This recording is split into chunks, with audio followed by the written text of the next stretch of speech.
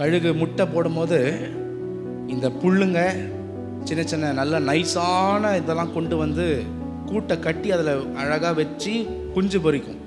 ஆனால் குஞ்சுங்க கொஞ்சம் நல்லா பெருசாக வளர்ந்து வரும்போது என்ன பண்ணோன்னா அந்த எல்லா சாஃப்டான இதெல்லாம் பிடிங்கிட்டு அந்த கூடு கரடு முரடாக அந்த கிச்சிங்லாம் அப்படியே இருக்கும்.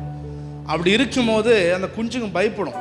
அப்போ என்ன பண்ணுமா, தாய் கழுகு எல்லாத்தையும் களைச்சி விட்டுட்டு சட்டையை அடித்து காமிக்குமா, பார் இதை நம்பி வாழாத, பார் நான் ரக்கையில் என்ன பண்ணுறேன் அழகாக பறக்கிறேன் பாருன்னு காமிக்குமா. அதுக்கு அடுத்து என்ன பண்ணுன்னா, இந்த குஞ்சுகளை ரொம்ப பயப்படும் போது தான் முதுகுல ரக்கையில் ஏற்றிக்கிட்டு முதுகுல ஏற்றிக்கின்னு உயர போயிடும். வானத்துக்கு மேலே போய் டக்குன்னு சிறகை மூடிடும்.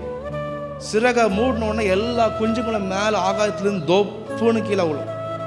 கீழே தரையில் வரத்துக்கு ஒரு செகண்டுக்கு முன்னாடி மின்னல் வேகத்தில் திரும்பி வந்து திருப்பி ரக்கையை விரிச்சு என்ன பண்ணுமா, அந்த குஞ்சுகள் அப்படியே மேலே தூக்கின்னு போகுமா.